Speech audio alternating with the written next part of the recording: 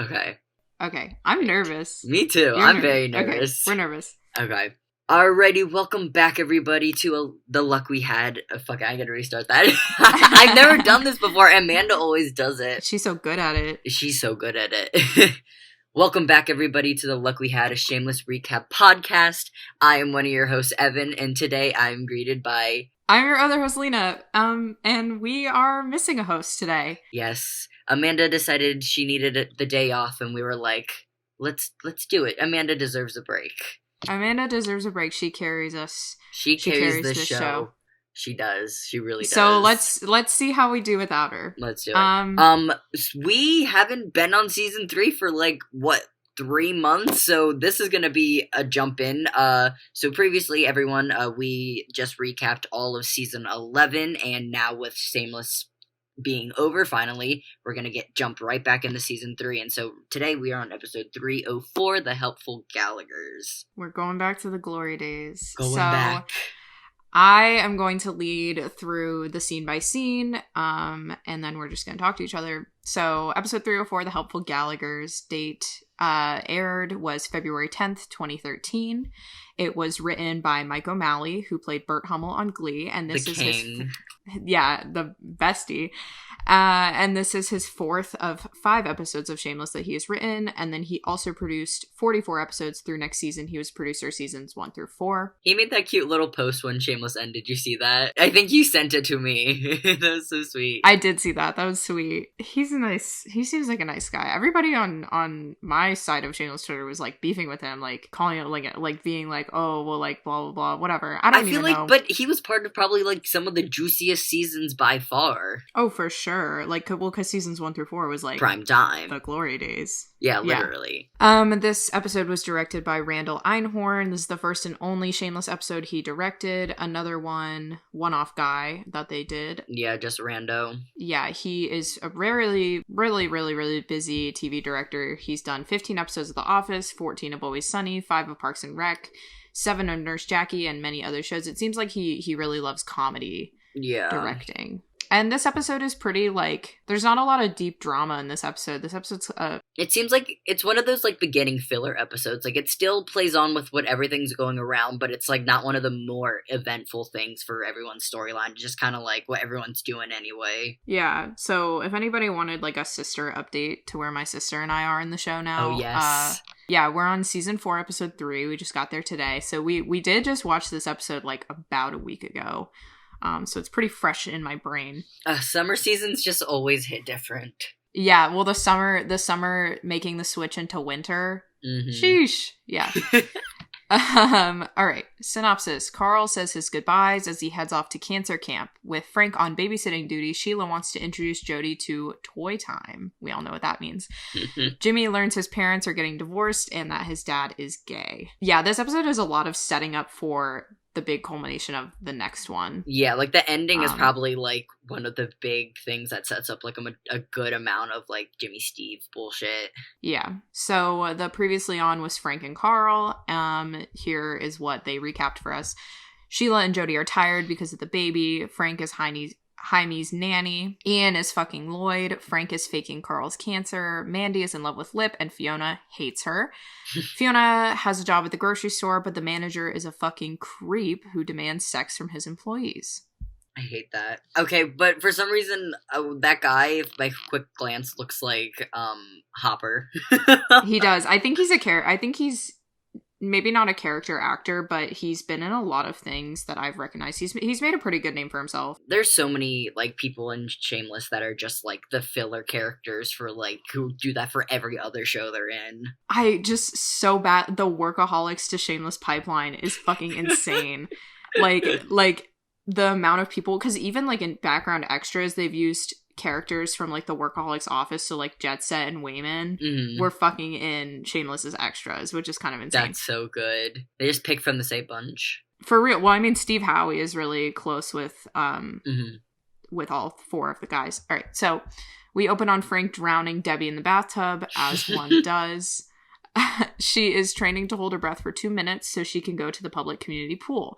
Frank is being super racist about the other kids at the pool, just blindly racist. But this is one of my personal favorite Debbie Frank moments is him basically being like... Yeah, like, even though he's literally, like, holding her under the water, it's, like, very sweet, and it's, like, one of the conversations you just see Frank, like, try to be a dad. His intentions with it are okay, because he's just trying to get her to protect herself. He's trying to teach her how to do that. Yeah, I mean, quick mention, Ian does not do anything this episode except hang around everybody else. Yeah, no, his only main thing is the very end, and even that scene doesn't involve him. Yeah, it's just, like, not even a... whatever. Sorry, King. Carl asks to go next, but Frank says, no, you have cancer. And Carl is leaving for cancer camp today. Lip and Mandy are fucking at Mandy's house, but Mandy's phone rings and her half-sister Molly leaves a voicemail. Molly's mom died and she needs someone to go get her or else she's gonna go to child services. The beginning of Molly. I love her forever. Molly. But Mandy and Lip want to finish their fucking session first. That scene, okay, like, I, like, just kind of, like, did, like, a clip show for myself, like, a little bit ago, just to, like, renew, like, the scenes for myself. That scene, there's no holding back. It's, like, intense. They're going at it. Yeah, I was, like, it's so weird thinking back to, like, the Shameless that's been the last, like, 3 years, like... no nudity, really, at all. No one fucks anymore. And then rewatching early seasons, and I'm like, damn, that's why they were so popular. I mean, it is also just, like, having sex scenes takes away from the comedic vibe of the show, apparently. Ooh. So they just cannot have it. But, yeah, I mean, Jeremy and Emma... oh, spicy, yummy, yummy. Thank you very much. They're probably banging like bunnies at home. Oh, yeah. That's weird of me to say. I'm gonna leave myself out of that. So, also fucking at the moment, Kevin V. They're dirty talking. They're doing great. He finishes and V falls off the bed, throwing her legs in the air, letting gravity take care of everything as they try to get pregnant. Yeah, she's doing that thing that women do where they, like, hold their legs up because they think it... they, like, slide off the bed and just V up in the air. Yeah, they think it, like, makes the sperm go up in there. Is that a common misconception? Who knows? Maybe it doesn't help it go in there, but it doesn't fall out. It doesn't hurt, yeah. So back at the Gallaghers, Frank is eating Jaime's baby food, but the baby is quiet, so that's something. And he makes Carl swear to keep the cancer thing a secret, and Carl asks if he's going to die. This, like it was funny, but this was kind of sad. Like, he straight up thought that he was gonna die. Like, it was sweet that Frank was, like, finally paying him attention, and he got to do, like, something. But, like, Carl literally was like, I have cancer, like, I'm gonna die. And Frank being like, nah, you're... well, originally it was for a scam. It was for the whole Make-A-Wish thing. Yeah, and Frank didn't realize he couldn't get in on the prize winnings or whatever. Not even prize winning, just, like, the trip. Yeah, it's really sad. Like, the way he interacts with other people and how I bet Carl still thinks he survived cancer. No, someone had to tell him. I feel like Frank was the only person who really knew, and I feel like Carl probably didn't tell anyone at all. No, because then at the end, Fiona's like, Carl thinks he survived cancer. Oh, yeah. like, because he makes that shirt that says, I beat cancer. Oh, yeah. That might be the next episode. Anyways. The rest of the family comes down the stairs, baffled as to why Sheila would let Frank babysit and letting him know that he will not be leaving the baby with them. Fiona stops Carl from stapling Lip's sheets together, and Ian offers his ROTC sleeping bag because Ian is the best big brother. So true. He's so sweet. Yeah, that's kind of all he does is just, like, be a big brother this episode. Apparently Frank told Fiona he won the camp trip for Carl in a raffle. The fact that she didn't even, like, look into it any more than just getting that information. Just, like, have fun. I mean, I feel like at that point it's like, well, he's going to camp and it seems like a legit place. Don't care. Yeah. And it's free, so who cares? Jimmy is signing up to run Debbie Daycare, and Carl takes a minute to hug Fiona and tell her how much he loves her. I love him. Jimmy tells Fiona that he wants to contribute to the house, not that he has to, because I believe they're talking about the squirrel fund. And Ian gives Carl more survival tools for camping, and it's so fucking cute. Oh yeah, this always pissed me off that Jimmy was like, I want you. I want to be a part of this. I want to contribute. And then sort of towards the end of season 3, he's like, I do not want this. Yeah, he was like, no, thank you. And we're like, what did you fight for? Yeah, he's like, you forced me into this. It's like, hold on a second, sir. Hold on, you're the one trying to buy coffee and donuts every single morning and wear an apron. Excuse you. Then at the Milkovich house, Mandy and Lip are sitting on the porch trying to figure out what to do about Molly. I really think this is one of, like, their best scenes together. Mm-hmm. Lip asks if Mandy is okay with her sister being in the system and mentions that Mandy has never been in the system, but hey, writers, was Mandy not there when Terry left them with family services for a year so he could run drugs for the Sinaloa cartel? I was thinking about that too. They have been in the system. Yeah, because Mickey and Mandy are literally the same age apart as, like, Lip and... Lip and Ian. Yeah. Or they're supposed to be. It's supposed to be about 1 to 2 years apart. Yeah, so that means Mandy would have had to be in the system at the same time. That, or, like, maybe... She went with another family member and Mickey and the brothers got put into a system? No, because Sandy was there. Well, because he the way he talked about it made it sound like Sandy was also there. But why would they... I feel like Terry has no guardianship over Sandy, so they wouldn't be handing her over. Yeah. But maybe she just so happened to be... Yeah, I think maybe what happened was she went with the mom. Oh, true. The mom took her, probably to keep her safe. And then they're boys, so of course they were just like, fucking, they can go in the system, we don't care. Yeah, but of course we're reading too much into this, and what probably happened was they forgot. The writers don't give us enough, and they just replaced Mandy with Sandy, so who knows? Because they thought it would be fitting. They just made lesbian Mandy. But, I mean, she was fine as hell, so. Yep, we are very thankful for her, at least. Can't complain. Mandy says that there is nothing she can do, but Lip thinks they could help and that they should try. Yeah, Lip is still reeling from the whole Karen thing, and he's like, he sees baby in need, and he's like, I want you. I love that they kept that whole Lip cares about children throughout the entire show. Like, if he has a kid, he latches onto it, and he's like, I need to be a better parent or parental figure than what they've been given. Like, every single kid he interacts with in this fucking show. Oh yeah, Jaime before they knew, Molly, Zan, and his own kid now. So yeah, and then we have Liam as well, and Fran. I mean, I guess and Franny and Liam. Yeah, Liam in season 4. What a king. Love who. Thank you. Fiona is working at the store, and the woman bagging with her gets called for a bobby break and seems pissed about it. Fiona doesn't really understand, like, yet, but then when she's sort of like, no, like, a bobby break, it clicks for her.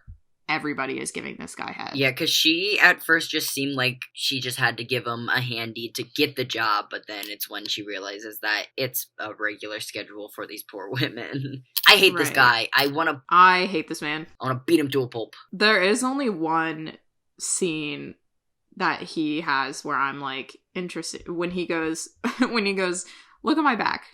It's filthy because you haven't washed it.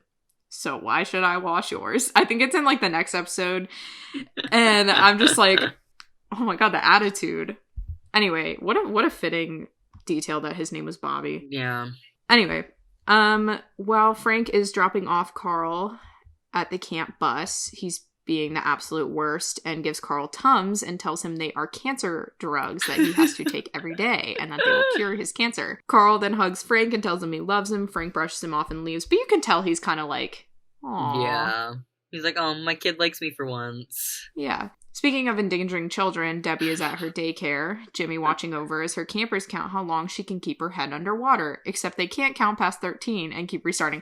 That was really funny. That scene is so funny, because it's like 4 of them. Because when they both get to 13, they just look at each other, and then they're like, 1, 2, and she goes up, and then they're like, oh yeah, you got to like 6 or 13. We don't really know. So that was funny. At the Jacksons, Sheila and Jody finally have a chance to have sex, and Jody is in a good mood after, but Sheila is still not satisfied and wants to use her toys. Sheila is literally such an anti-bottom. It's the funniest thing in the entire world. Well, because she's a dom. Yeah, she's a like dom. That's like her thing, is that she's dom. And it's also like Jody's only allowed to do, because of the sex addiction stuff, he's like only allowed to do missionary, and he's only allowed to do it like with romantic music on. And he's supposed to like hold her after, and she's like, hold on. Don't touch me, I'm touching you. This is too vanilla for me. Anyway, Jody is not into it and says he can't ruin it with the toys. And Amanda wrote, I don't know how to transition from sex toys to a kid's cancer bus. But we are on the cancer bus now. We're cancer bus. Carl is on his way to cancer camp and makes a friend. We thought we recognized the kid, but Amanda looked him up, and he's not anyone she knows of. He's probably just like a kid actor who was maybe something, but I don't know. I didn't recognize him either. Yeah, I thought he did a great job. I'll just like preface with he had some really great moments for being like a one episode character. I liked this kid. Like especially him, like his scenes with Carl, like I liked him. He was a good kid. Yeah, he was a cool character. Fiona is still at work and her coworker tries to trade breaks with her later and basically lays out how the Bobby system works. I believe it's like you have to do it maybe like once a week. Mm-hmm. That's like because he like picks the schedule randomly, whatever. And then like girls can trade between each other for like just as long as somebody shows up. Yeah. And you can also take multiple if like somebody really needs it. Just kind of like trading shifts like regularly at a job like that. Where they're like, we don't care who comes in, just as long as somebody comes in. Mm-hmm. Fiona makes up some excuse about her dentist messing up her gums, and the woman brushes it off, saying she'll ask someone else, and Fiona is horrified. Because Fiona, because of the whole her and V threatening him, she is not, like, worked into the system just yet, so, like, she doesn't realize, like... Yeah, well, and she doesn't have to do it at all. Yeah. So she's worried that they're gonna find her out, and that they're gonna get upset with her. And spoiler alert... They find her out, and she... She's a dumbass. Yeah. So then back at Sheila's, Jaime is finally sleeping, Jody's all happy and leaves for work, and Sheila is sexually frustrated to the point of telling Frank that she misses their sex. Frank says he doesn't miss it. Sheila says sex with Jody is boring and that she needs to be a dom top, and she needs it now. A woman in her needs. Right now. She asks Frank to talk to Jody about giving her what she needs, and when he says no, she cries, and it makes Frank so uncomfortable that he agrees. What a king. Joan Cusack, she's built different. To the boys, they are taking the ice cream truck out of storage so Lip can drive, and Ian is very concerned about this whole Molly plan, and he's a funny little shit about it. We're going to assess her needs to see if she needs to be relocated. You mean kidnap? Transport to a safe location. Kidnap. I miss brothers. And it's like Ian used to be so funny, so mean, so sassy. He was so sassy. Because like, yes, he was the middle child and everybody forgot about him, but he was like, I am making my voice known. I'm funny as shit. He was like, the scenes I'm in, I'm going to make a statement. Ian is like, I like to cause problems on purpose. Oh, literally. Just to stir the pot. He loves it. Anyway, I miss that version of Ian.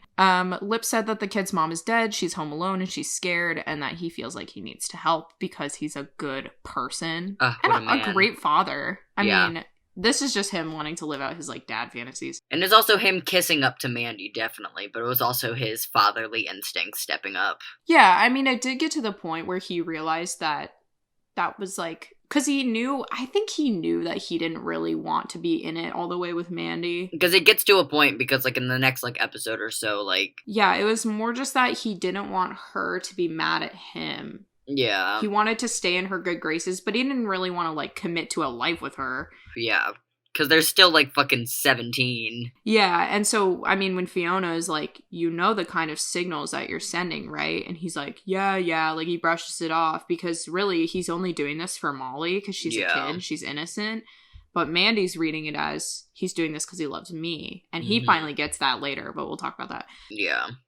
So meanwhile, Carl is arriving at camp and asking all the questions about where the fun shit is. And they are being super evasive about it. Yeah, because there was a pamphlet. And then, like, none of the shit in the pamphlet's on there. Yeah, they roll up to, like, some, like, dinky-ass, like, place in the woods. Like, nothing... festive, nothing cool. Like, even I went to, like, a camp in the woods like that, and mine was, like, more spectacular and, like, jazzy rolling up to than what they did. Yeah, and they use the excuse of, like, oh, you have cancer, like, we don't want you to get hurt, but it's like, I have cancer. Can't you be more reckless with me? Yeah, like, we're going all out. We're not trying to go out, like, slowly. Exactly. Also being evasive is Fiona at work. Her coworker is steamed about having to fill in for the woman from earlier, and Fiona starts to realize that everyone blows Bobby. Oh yeah, she comes out and she's like, I got, like, a stain on my shirt, and there's a really nice callback to it later. She's like, oh, I got it all over my shirt, and I have to, like, be somewhere tonight. Oh yeah, the cum stain on her fucking vest. The cum stain on her shirt, yeah. Things that also blow, this fucking cancer camp. Carl is bored and being told that the rifle range is gone from the camp, so he says he's going to go to the forest and kill something, but the counselor talks him down to tie-dyeing a t-shirt. Okay, you know something funny? I don't know if you will know this, but the ginger girl, like one of the camp counselor girls, yeah, so she is like, she's an actor. She's been in a bunch of things, but the thing I recognized her from, do you remember that game in like 2015, like Until Dawn? Yeah. She was one of the characters in that. Like the mocap? Like they used her for mocap? Yeah, used her for mocap and like her voice and like for like getting all like the stills and shit like that. Yeah. But I thought it was so funny because I was like, I remember her because she was such a bitch in that game. Yeah, I mean, if anybody doesn't quite know what we're talking about. Oh yeah, this is that game that had Rami Malek as the face of it. That was like the weird game. Yeah, that, but like in general, if you're not familiar with how like that sort of video game thing works, if you are familiar with like what the Shameless cast does outside of Shameless, it's exactly the same thing that Cameron did for that Star Wars game. Mm-hmm.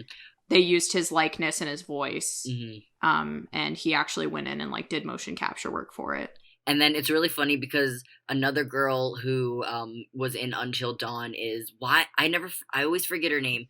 The rich girl that lip dates in Amanda. So she's also in Until Dawn. And then, Amanda is in Superstore. She's like one of the main characters in Superstore. Every time anyone talks about Superstore, I'm like, oh my god, Amanda. Yeah, but I thought it was so funny that both of them are in that fucking video game and they both are on Shameless. She looks like the bitchy girl from Camp Rock. The one who was mean in the first movie. I honestly thought that's who it was. Yeah, Tessa or whatever. Anyway. At the Alibi, Frank is trying to talk to Jody into taking it in the ass for Sheila, but he says that toys are a no-no for sex addicts and that he just got his 1-year chip, and so he can only have... I'm proud of Jody being like, no, guys, I don't want to do that. Well, and then he gets a little bit peer pressure. Well, that's the thing, is he wants to do it so bad. But he can't. But he can't. Like, and so he's, like, responsible, but the heart wants what the heart wants. For real. So he can only have loving, committed sex, and Kev is straight up just listening in, as he does, he's a bartender, and says that everyone is a sex addict. Jody says that he used to have sex 10 to 12 times a day, and that he used to call it destroying pussy. What a man. Kate says, y'all make coming to work such a delight. I miss Kate so much. I miss Kate. Did they ever officially fire her from the Alibi? I feel like that was a plot point in season 4. They were like, we have to let you go. I feel like but was it her or was it that other bartender? Because there's that other lady with the ponytail. It was her because she stuck around longer. Kate, like, because I'm in season 4 now, and Kate appears in like the second episode. Maybe, I don't remember. Because she was just there and then she wasn't there.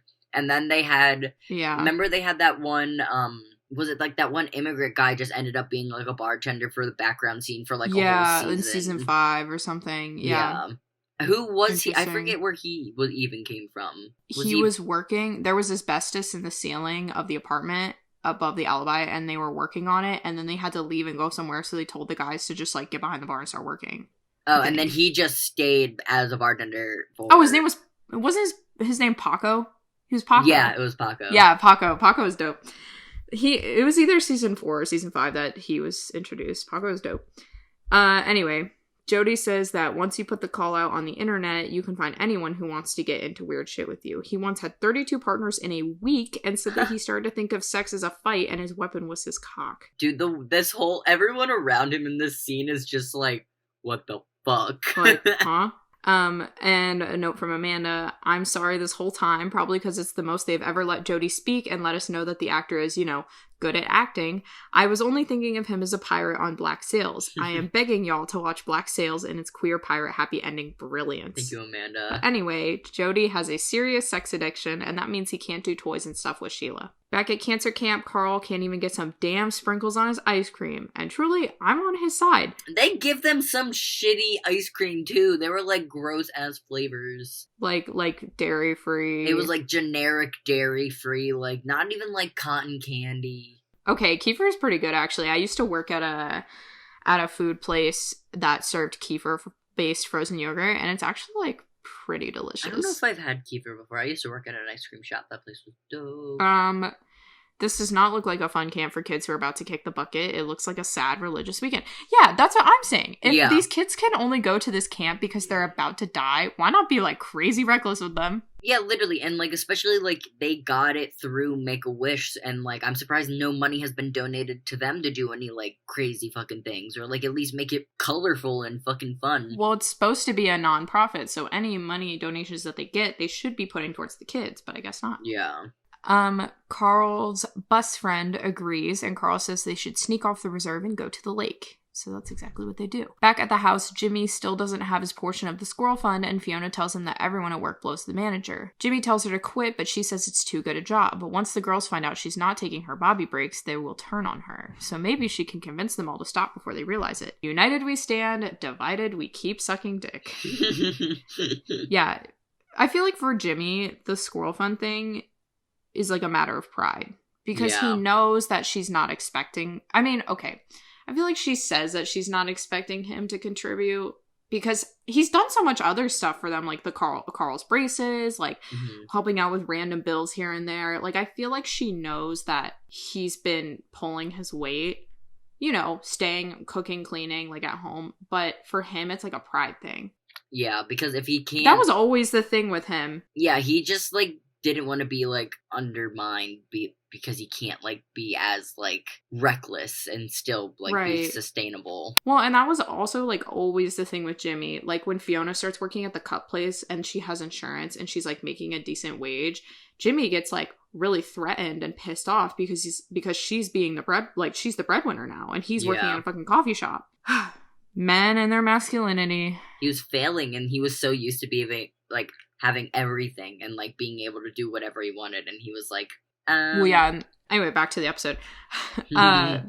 Back at cancer camp, Carl's friend tells him that cancer equals you are dying, my guy. Tells Carl that the camp was a final hurrah for dying kids. Like, imagine, like, that kid is actually, like, he actually has cancer. He wants to have some fun. Like, what the fuck? That, but also it's like, I really admired how, like, well-adjusted this kid seemed. He was just like... He was just like, sucks, I'm gonna die. Sucks. Yep. But all this kid wants to do before he dies is to see titties in real life and, like, mood. Yeah, been there. Mood. Mood. Mood. Carl says that he has seen them in real life, but they were older sister titties, so they were only, like, titty adjacent because you don't actually want to look at them. From titty talk to sexy time, Sheila and Jody are fucking, and it's fine for her. It's great for Jody. He's trying to dirty talk and says, say my name, to which Sheila asks, have you forgotten your name? I love Sheila. Like, she's such, like, a dom, but she doesn't know, like, how to do, like, dirty talk and stuff like that. It's also so funny that he's like, say my name, and she goes, Jody, and he immediately comes.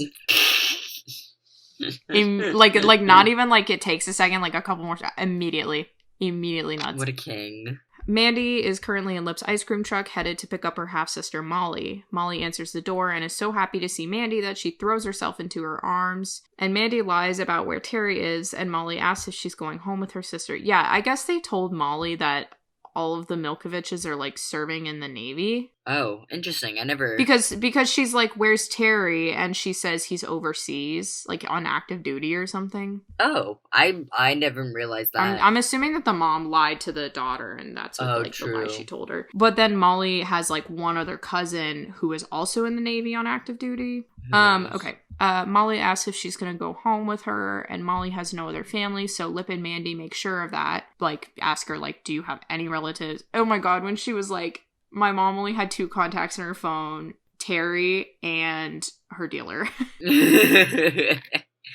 Like, she has no friends. Who's she going out with to smoke all this, to do all these drugs? So... Also hanging out with children, Ian is in the backyard of Debbie Daycare as Debbie practices her breath holding in a makeshift pool. I guess their other one is still fucked up from when Carl put an axe through it. Or they just didn't want to set it back up. Maybe. It's set up at the end of the season. Mm-hmm. And then in later seasons, like season 5. At work, Carl is putting up a flyer for a party at her place and makes friends with a new coworker, Connie. I believe Connie works in the she works in the meat department.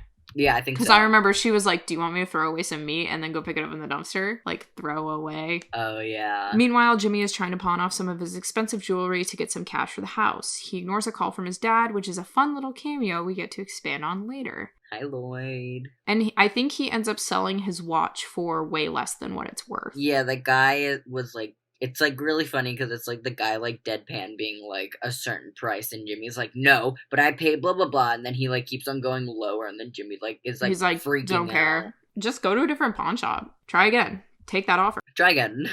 You could be like, oh, that other guy offered whatever. Cancer camp again. It's dinner time and the food sucks. The kids ask for chicken nuggets and they say that even people on death row get to eat what they want, and they all start chanting about their doom. This is one of the best scenes. It's like, this is truly how little kids act. They like give them some like shitty like quinoa, kale, like bunch of like veggies, and the kids are like, who are you feeding this to? Like, especially like I bet those kids weren't even given that like ever prior, and you're like, what are you feeding me? And they're literally just like, nuggets, nuggets, nuggets. Like, that is exactly how these kids would act. Carl promises his friend that he's going to show the kids some real good naked titties. But you know who isn't showing any titty? Sheila. Because Jody is going off to work and Sheila hasn't gotten off in months. Which sucks, because it's like they're having sex, but she's not coming, like, at all. Yeah, I feel so bad for her. And you know what we aren't going to talk about? The fact that Frank is wearing Mickey's tank top. Because, come on, Lynn, I trust you. You know what, though? I feel like Mickey left it at the Gallagher house by accident. Oh, definitely. And it just got like washed in with the laundry, or he just found it. Yeah, and he like goes and roots around. And you know Frank hates Ian the most, so he probably steals all of his clothes. Oh, yeah. Because I'm sure you've seen Frank in other things that Ian has worn. I'm sure he's shared clothes with him before. Oh, they're like around this. There was the whole debate in season 1 where Ian was like, that's my shirt that you're wearing. And then that's when he headbutts him. Yeah, so it's like, I'm sure. Because it's when Frank has that bloody ass nose, and he's like, dude, that's my shirt. Yeah, because this is also at the point where Ian and Mickey are like moving into boyfriend territory, because this is pre-kiss. This is pre-first kiss. Pre-kiss. But the kiss should be coming up. But it's the next episode. But they're moving into, like, boyfriend territory, so it's, like, they probably share clothes a little bit. Also, because, like, that's what friends and guy friends do, is, like, share clothes if they need to borrow something. So I'm sure that, honestly, what happened was that Frank stole something that was Ian's that used to be Mickey's. Yeah. Things happen. Anyway. It happens. Sheila is frustrated and mad that nothing Frank said changed Jody's mind. So she proposes that she and Frank have toy time on the side with Jody's permission. What an open king, letting her explore her sexuality because he can't give it to her. Well, Jody hasn't given permission yet. I know, but she said she would ask for it. Yeah. I'm sure he would say yes. And then she says, you helped me feel something by allowing me to make you feel something that you don't want to feel. She's a top. She's a top who gets consent, but she's a top who needs to peg a grown man right now. Right now. Right now. Jumping from sex stuff to children's storylines is rough in this one, I'm not going to lie. There's no built-in transition here. But also, it's like, I guess that's shameless. I guess that's shameless. The messy shameless. I guess that's shameless. Yeah. Lip and Mandy are trying to drop Molly off at Mandy's aunt's house where she hid from Terry when she was pregnant last season. But the woman says she's not healthy enough to take care of a little kid. Yeah, I think she has MS. Mandy's heart is in the right place, but she should bring Molly to family services. And then we get to go to Jody's work. I wish we went there more often because I love tattoo shops. Yeah, because they like emphasize like him being a tattoo artist from like the get-go, and I'm like, now we finally get to see him do it. Yeah, we get to see him do his thing. They have Frank is still trying to talk Jody into getting spicier with Sheila in the bedroom, and Jody still insists that it's a slippery slope with his addiction. But Frank uses his smooth-talking Frank ways, saying that Jody breaking his sobriety kink-wise is an act of love for Sheila, so that everything is going to be okay, because it's all out of love. And then his client interrupts and says that she's getting a pussy tattoo. Yeah, it's so funny. It goes, eat at Anne's, with an arrow pointing down to her pussy. Classic. Queen. Back at the Gallagher house, Fiona is setting up for her work party. Lip and Mandy and Molly come back and introduce her to Fiona. Debbie comes in super excited about her new breath-holding record, and Debbie's a little confused about Mandy having a sister, but takes her upstairs anyway. Oh, this is like the one time, because Mandy, every time Lip said, your sister, Mandy keeps jumping in with half-sister. Not my full sister. And then Debbie comes in and is like, I didn't know you had a sister, and Mandy doesn't even bother saying, like, half-sister. She's just straight up like, yeah, like, So that kind of makes that weird switch. I don't really think she, like, really emphasizes, like, why she, like, said half-sister more so. I don't know. Like, maybe because I feel like maybe she resents Molly for being able to live away from Terry. True. But the whole, like, maybe also it's a little bit of a foreshadowing joke to Molly's gender identity. Sister. That's what I was thinking, because when you brought it up, I was like, or is it her just being, like, half-sister? Because it's, like... Because they obviously, like, as we prolong with the episode, we'll get to why their half-sister is kind of funny. But I feel like if Mandy knew before Molly came to stay with them, like, about the whole thing, she would have told Lip beforehand. But also, wouldn't you have thought that, like, if she opened the door, she would have been like, hey, something's a little different here. Right. Instead of just letting it go on entirely and also emphasize, like, not correct sister, but correct the sister, like, correlation, like half-sister or not. Right. So Fiona asks Lip about it and Ian teases him. Jimmy suggested taking her to her father's house. And they say, nope, we're not going to take her to her father's house because her father likes to molest his daughters. Which makes Jimmy back off, and Fiona at least shows What a deadpan statement. He's just, like, so cavalier about it. And Fiona at least shows a little sympathy, but doesn't think Lip should be playing house with Mandy. Yeah, this is the whole thing about, like, do you know the kind of signals that you're sending? She lets Molly stay until Carl gets back, but thinks he's sending the wrong message. Then Jimmy's phone rings, and it's Lloyd asking him to grab a drink because Jimmy's mom is currently throwing Lloyd's shit out of the window of the house. That scene is so funny. I wonder how she found out. Because it seems Did he have another side piece? Other than Ian? I don't know at the time, because there is that call out to him a little bit later in the beginning of season 4 when Lip and Debbie He's shacking up with another redhead. Yeah, so I'm saying it's probably pretty... It would make sense if he had another side toy prior. Well, I don't know. I feel like that's just, like, a thing where it's like, once you go Ian, you do not go back. Yeah, once you go red, you can't go back. Because he's bad as hell. Mm-hmm. Plus, like, we know that Ian stayed with Lloyd for, like, a month or two when he was gone. Mm-hmm. Oh my god, that's so sad to think about. Yeah. He's probably having sex with him again. Ugh. Anyway, back at Sheila's, she's trying to set up a very zen environment for Jody to be comfortable playing in, but he sees the toys and freaks out. But good for Sheila, because, like, immediately when he's like, no, I'm nervous, she, like, closes the box. And she's like, done. Mm-hmm. At camp, Carl is breaking into the pain pill closet with his friends. They get caught, and his cancer friends immediately spill the plan to steal and sell the pills. I think to buy chicken nuggets. Carl sets them up, and the counselor says she's sorry about all the rules and wishes she had the power to give them what they want, and a very creepy light bulb goes off in Carl's brain. Oh yeah, he's like, maybe you can. And then with the fucking shaved head and braces, he's like smiling at her. He looks so creepy. If I was her, I would quit. At Sheila's house, Jody is requesting to talk with Frank. And at Fiona's party, all the ladies are still in a good mood, happy to be at a party. But Fiona brings it all down and she suggests that they all stop giving Bobby what he wants. And sorry, this is a very serious moment and she is strong and powerful, but the look she has sitting like that with that beer in her hand, sir, that's a bisexual. If you ever wanted proof, the way she's sitting in that seat is it. Yeah, she's sitting with her legs like apart.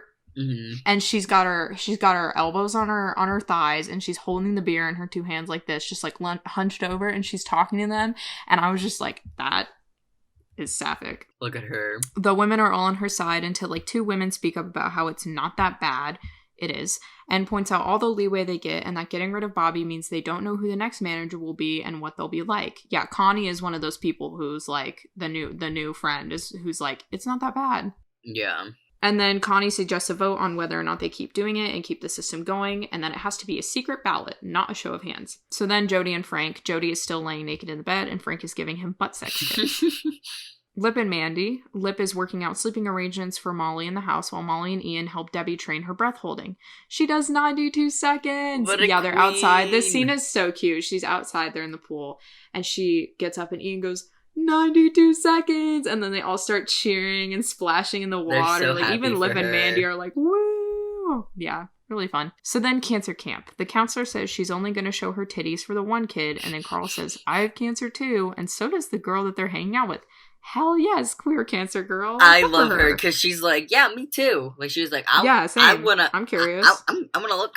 So the counselor takes off her shirt and her bra and lets them look, and Carl pushes for the lower half, and they get caught by another counselor and a clown. I feel so bad, but it's so fucking funny. I feel so bad for her. Back to BJ Town Hall, the BJs have it, and Fiona is furious. And then they all say how it's not that bad, and Fiona accidentally blurts out that she's never done it, and now they hate her. Yeah, because you're a dumbass. Yeah, she's like, in the heat of the moment, she's like, I don't know, I've never done it. Like, oh. She could be like, it is that bad, it sucks, I hate it. Ew. But then they'd be like, so why don't you quit? And she would be like, well, I need a job. So then at the alibi, Jimmy is meeting with Lloyd, and Lloyd is super uncomfortable as he drops the news of his divorce. But he still didn't say like, oh, it's because I'm gay. He was just like, oh, incompatibility caught up with us, whatever. Well, and he mentions that Jimmy's mom has a substance abuse problem with pills. Yeah. Speaking of, the mom, just so you know, is like the mean teacher from Drake and Josh. Yeah. Yep. Lip puts Molly and Mandy to bed, and Debbie gives Molly some of her clothes. Mandy steals a moment away with Lip to say thank you, and it's really sweet and tender, and he's gonna break her soft little heart. Okay, let's not act like Mandy was not in the wrong when she hit Karen with her car, first of all. Oh, yeah, no, she was 1,000,000,000% in the wrong, but I don't blame her. But then it is like, Lip did get like back together with her, and then she said, I love you, and then he just didn't say anything back. Yeah, that was like in season 5. That's so sad. That scene is so uncomfortable.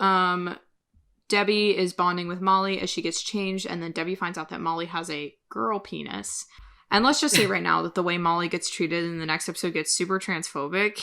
And if Molly feels like a girl, then she is a girl. That's how gender works, because gender is not real. But I think the show does a better job later with like the whole Trevor thing, but yeah, still not a great job. And plus they still, like, when they do a callback to like Molly's mom, like later in the episode, like we find out like why Molly obviously feels like she's a girl. So like it's hard to put it like how to deal with it in this specific situation, because it's like obviously correct that if she's a girl, she's a girl. She didn't make that choice for herself. But in the end of the day, like, she was forced to do that, so that was what she thought. But at the same time, like, if she's a girl, if she says she's a girl, she's a girl, so... Yeah, she never expressed anything else. So, like, she never expressed being like, oh, well, now I'm starting to feel more like boy. But it's also, like, they never forced her to conform to that. Yeah. And they also, like, it was weird, because some characters would be like, him, like, he, but then for the most part they were still using she, her pronouns for Molly. Anyway, also things that Amanda hates. Jimmy and Lloyd are drunk at the alibi, and Lloyd reveals that his wife changed the locks and he is nowhere to stay, probably at a hotel though. Lloyd rants about how his wife is a pillhead and that he could basically care less, but then he does mention that they are like strapped for cash. Yeah, that all their money is like tied up in the divorce. Back in Sheila's bedroom, Frank is still giving Jody a pegging pep talk, which, like, if somebody has to be talked into sex like this, then the consent issue is really dubious, and I hate it, but Jody keeps repeating that this is love. It's a very awkward situation. Yeah, it's just, like, it sucks all around. I mean, obviously Sheila doesn't know that he's, like, feeling so torn about it. So torn about it. But it's also, like, I think he's open to it. See, that's the thing, is it's like with how freaky Jody was, there's no way that he didn't ever do any like ass play. Yeah, it's not like it's uncommon and he's never done it before, but he doesn't want to just break that quote unquote sobriety part of his so that does suck. Sex addict stuff. So like that, he's like more concerned in like being like, it's not like me, I don't want to do it, it's like I shouldn't break what I've been working on a year, because they made it like a point, like he was like, I just got my 1-year chip or whatever. Sorry if you hear my dog barking. Third guest. Another guest. Guest. Willow is here. Yes. Jimmy takes Lloyd back to the Gallagher house, and Lloyd basically calls it a crack house. Nice. Wow. Thanks, King. Inside, Fiona and Ian are cleaning up from the party, but Jimmy and Lloyd drunkenly stumble in, and Lloyd reaches for Ian but falls down. Jimmy puts his dad on the couch, and Ian gets super awkward about it. Yeah, it's so funny. They're like, he's like, oh, you remember Ian? And then Lloyd just like points at him. he's like, right. Yeah. You. Dinner that one time. Over to our very first scene of Kevin V here. In the last 5 minutes of the episode, they are fucking. No, this is the second scene. And it's their first scene other than the first 5 minutes of the episode. Right. Yeah, they are fucking, and Kev is sure that this is the one that gets them pregnant. He screams his encouragement to his swimmers in her vagina, and she laughs, and they are so fucking cute. They're the blueprint. He literally, guy, he yells into it. It's so funny. I love Kev. Up in Fiona's room, Jimmy's sad about his parents getting divorced, and Fiona does not know how to support him through it. He apologizes for even bringing Lloyd there, but Fiona says they should end the day right and gets on top of him. Again, they are fucking cute. Yeah, Jimmy was the best. He was because he was like, I don't know. It just sucks because I love guys that are good for Fiona, but I know that Fiona loves the danger. Yeah. She loves the chaos. And so I'm like, okay, out of all of them, then Jimmy is like the obvious choice. Oh, yeah. Plus, she was with him for the longest. 3 years? Come on and off, but still. But pretty consistent. And even when she wasn't with him, she was like, I'm thinking about him. So Lloyd stumbles up the stairs to the bathroom, finds the boys' bedroom, takes off his underwear, and climbs into bed with Lip. Lip screams and pushes him out of the bed. You dummy. It's so funny because, Lloyd's, drunkenly stumbling, and he's, derobing, and he's like, ginger snap. Or, he's saying, he's calling him some, something stupid weird. Little pet name. Well, I mean, because, the bed thing was always weird, because when they first made that switch, where Lip moved into Fiona's room, Fiona moved into Frank's room, it was, Ian slept on the top bunk. Carl slept in Ian's bed. But then they made that switch, somewhere where Ian slept in his bed again, and Carl moved to the top bunk. Yeah, but then Lip was just in the top. Either way, he was so wrong. Yeah. It didn't matter. Incorrect. Lip screams and pushes him out of the bed. Ian stops Lip from swinging on him, but it wakes Fiona and Jimmy up. Lip screams about Jimmy's dad assaulting him. It wakes everyone else up, and Mandy takes Debbie and Molly back to bed. Yeah, that was another thing, in the early seasons where it was that they don't do anymore, where if there's a fight going on or a potential traumatizing situation, one of the adults would take the kids away. Why did they just fucking forget about that later? Everyone just lets Liam see shit he shouldn't see. Liam and Franny especially, they have seen things they should have never seen. Yeah, that the other kids really, didn't have to, like Debbie and Carl, they were always ushered away by one of the older siblings. Fiona and Lip are confused and angry until Ian says that Ned was looking for him. So, not Lloyd now, Ned. I mean, I guess I can excuse that because it's oh, well, now you're kind of cementing that, he knows him as someone else. And Ian reveals that they've been hooking up for a while and that he didn't know it was Jimmy's dad at the time, that he's nice. But Lip looks angry and Fiona is still too confused because Fiona doesn't know about Cash.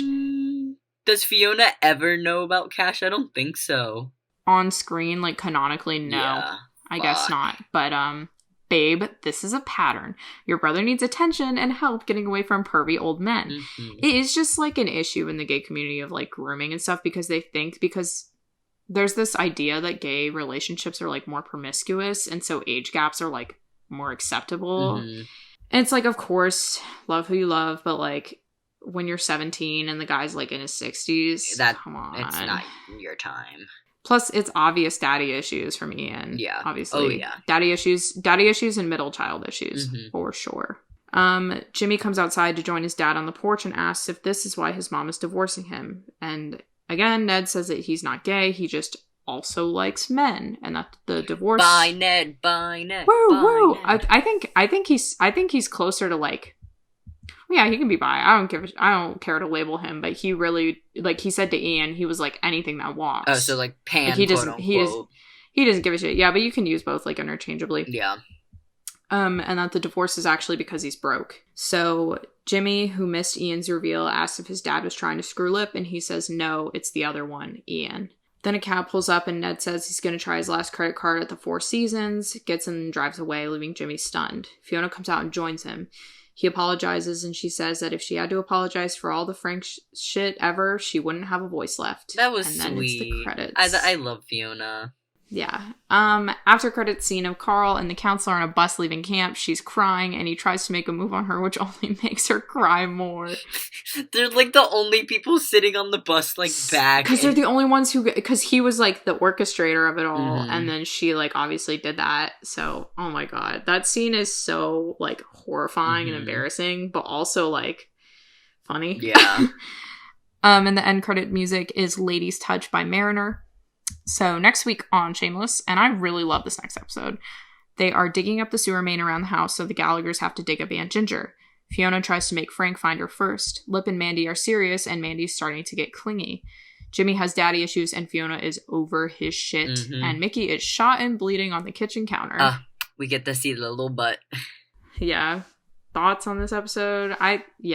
It's just a lot of filler, setting up for next week, because next week has a pretty big payoff. Yeah, it's just like a lot of fillers and like bringing in like storylines that are gonna like progress the rest of the season, obviously. But it's still like, at least it's one of those filler episodes that keeps it entertaining instead of like you feel like you're bored the whole time and you don't gain anything. Because Shameless is known to do like a filler episode where I'm like, I don't need to know any of this. I'm so bored. What is going on? Versus something that's But it is like I was intrigued to let this story keep progressing. It's just like a slower progression than other ones. At least they're not dropping storylines like they do nowadays. Yeah.